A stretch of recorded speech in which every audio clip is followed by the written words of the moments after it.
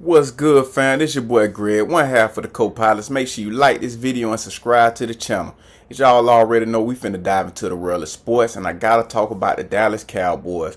Um, Brian Schottenheimer, man, the new head coach, man. For me, that's a head scratcher. You get what I'm saying? That's a head scratcher, man.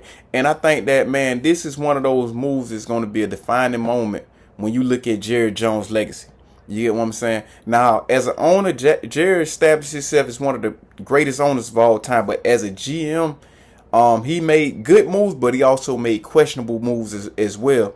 And I think that that's pretty much is how you define Jerry Jones as a GM. But I think that, man, this is going to be one of those moves that's going to either break or make Jerry Jones' status as a GM.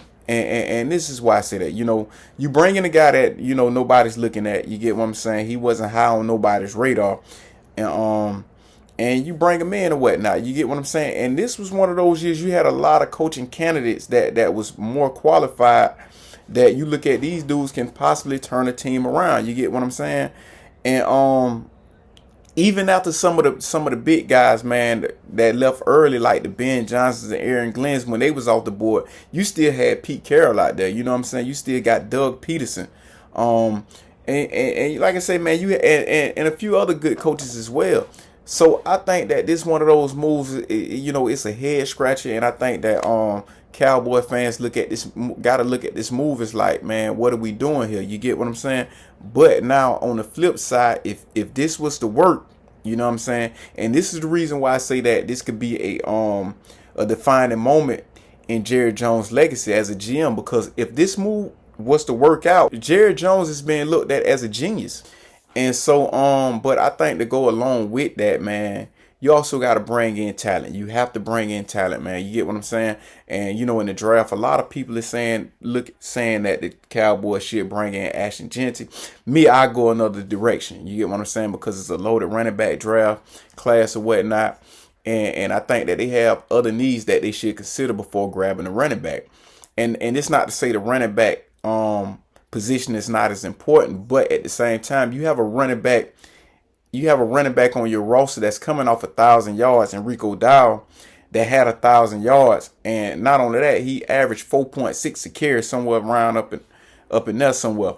So I think that pretty much Cowboys, man, they got a solid running back in the backfield or whatnot, man. He just have to be used, and it was just pretty much a down season for the Cowboys. So me myself, I would go offensive line if anything. You get what I'm saying? And I will build the offense, continue to build the offensive line. And if you have a running back that you like in the second or third round, that should be your guy you go after. But also, this is another thing, man. This is another thing to consider as well. Myles Garrett just pointed out, man, it's been reports that Myles Garrett want to trade. And if anybody remember when Myles Garrett was coming out, man, coming out in the draft or whatnot, he was already projected to be the #1 overall pick coming out of Texas A&M.